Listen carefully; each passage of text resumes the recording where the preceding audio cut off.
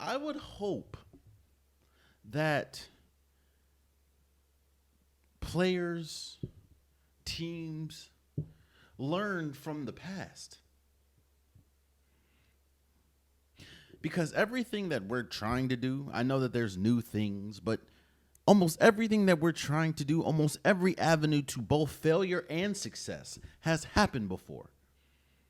And it would behoove any organization, any team, any company to look at what happened in the past and do the necessary things to prevent failure. Terrence Crawford, Canelo Alvarez, I know it's a different sport than football, but they have had the blessing. They have had the reward of a long career. In the boxing world, that doesn't happen. In the football world, that doesn't happen. But there are things that teams can do to ensure that you have a longer career than expected. I'm obviously talking about the Cincinnati Bengals and Joe Burrow.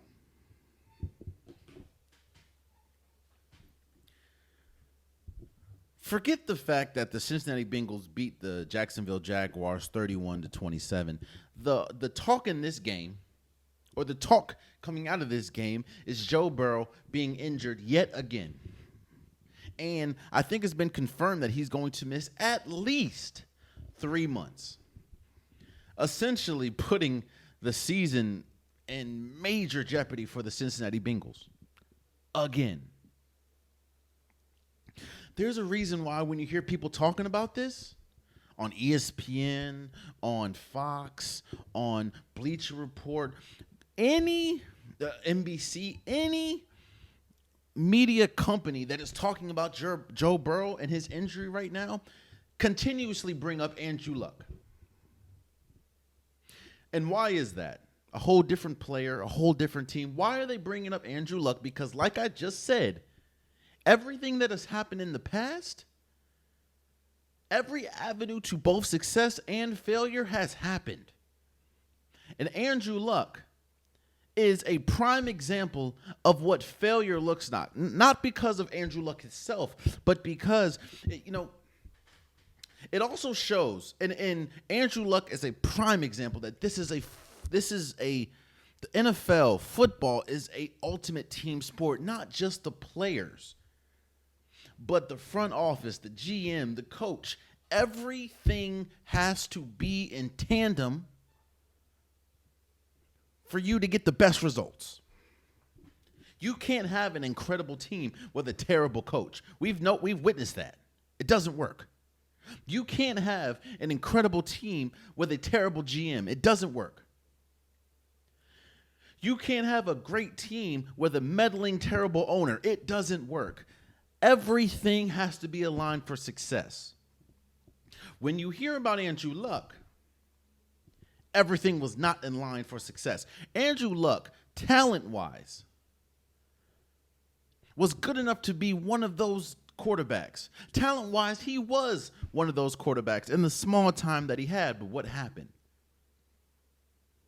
Everything wasn't aligned. For some reason, they kept thinking, okay, every year Andrew Luck plays for the Indianapolis Colts.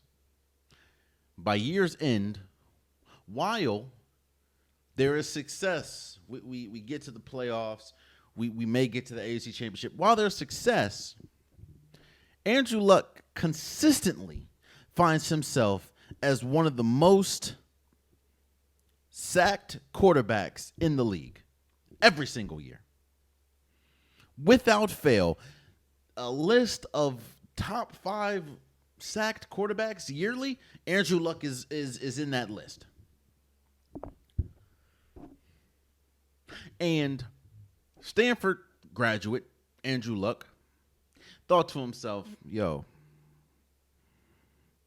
I love playing football. I love this sport, but I can't continue to do this.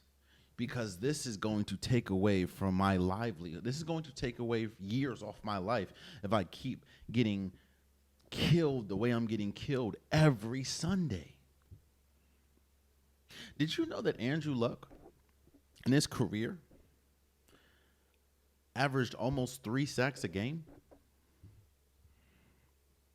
That means minimum, he was coming into the game, he was getting sacked at least 3 times a game. And there was 16 games, so 3 times 16, you do the math.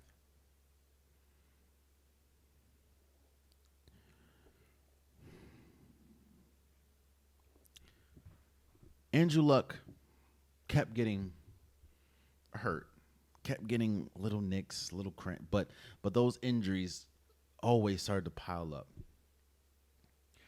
And the Colts never addressed the offensive line when Andrew Luck was there. Never. They might get him a defensive player, so a player that's never going to touch the floor or touch the field when Andrew Luck is on the field.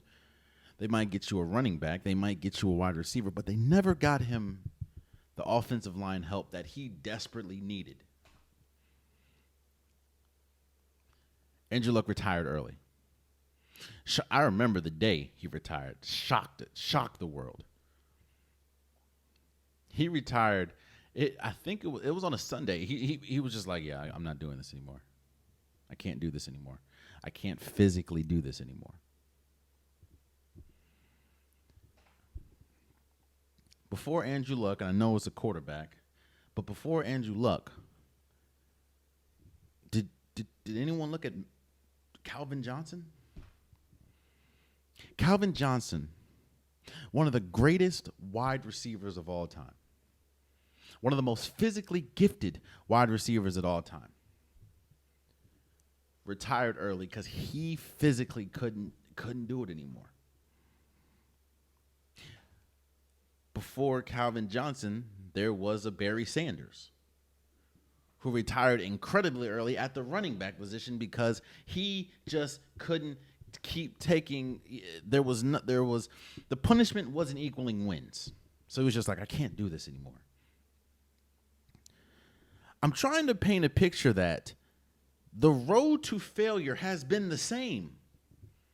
Yet people don't continue to do, or they continue to do the same things.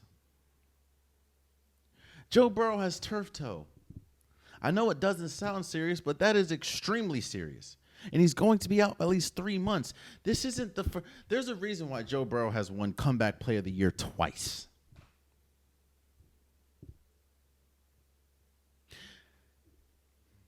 This is also the reason why I continue to harp and preach that, one, the Cincinnati Bengals is an incompetent organization, and two, that championship window has been closed. That championship window closed the day they lost it against the Rams.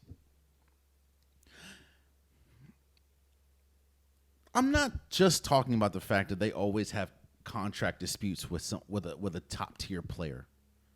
I'm not just talking about the fact of how long it takes them to pay their players. I'm not just talking about the fact of, the holdouts that they continuously have on the Cincinnati Bengals. I'm not just talking about that. I'm talking about the fact of the NFL is a legit open book test. And on top of that, people are giving you the answers. How many years are people going to say, hey, you might want to address that offensive line? Hey, that offensive line ain't good. Hey, that offensive line is not good. Hey, the offensive line now. Hey, Joe Burrow just got hurt again. Offensive line. Not only is it an open book test, they're giving you the answers to a Super Bowl. I say this all the time. Gone are the days where you can win with a subpar quarterback. The league is just too. The league is just too good. Patrick Mahomes, Lamar Jackson, Josh Allen, Jaden Daniels, Jalen Hurts, Justin Herbert. There's too many great quarterbacks out there for you to just win with nothing. The Cincinnati Bengals have a top 5 quarterback talent-wise in the league, and they continuously miss the mark on protecting him.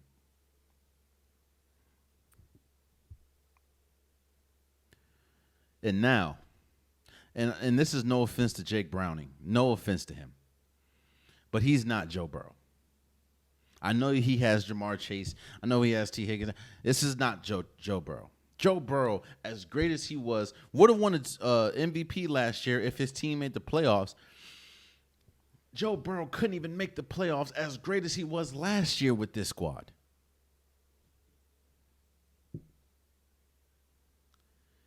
The season's over yet again for the Cincinnati Bengals because they, yet again, don't understand how to protect their quarterback. Even though it is an open book test, because we've had people like Andrew Luck. We've had people like Megatron. We've had people like Barry Sanders retire early. All different positions, too. Retire early. Because they just couldn't take the punishment because the team was not doing what they could to protect them. And we're watching another case. I'm not saying Joe Burrow is going to retire early. I don't hope that for anyone. I don't hope that for him. I would love to see Joe Burrow play a long career or have a long career. But one thing I do know is I think Joe Burrow is the only player in NFL history to win Comeback Player of the Year twice. And he could be the first player in NFL history to win it 3 times now because this is yet another injury where the team did not do enough to protect him. Forget the game. Yeah, okay, cool. Y'all beat the Jacksonville Jaguars. Woo. Your franchise quarterback is yet again hurt on y'all watch because y'all didn't do enough to protect him.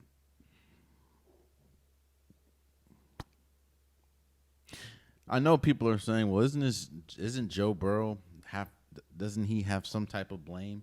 Doesn't he have to do the best that he can to protect himself? Yeah.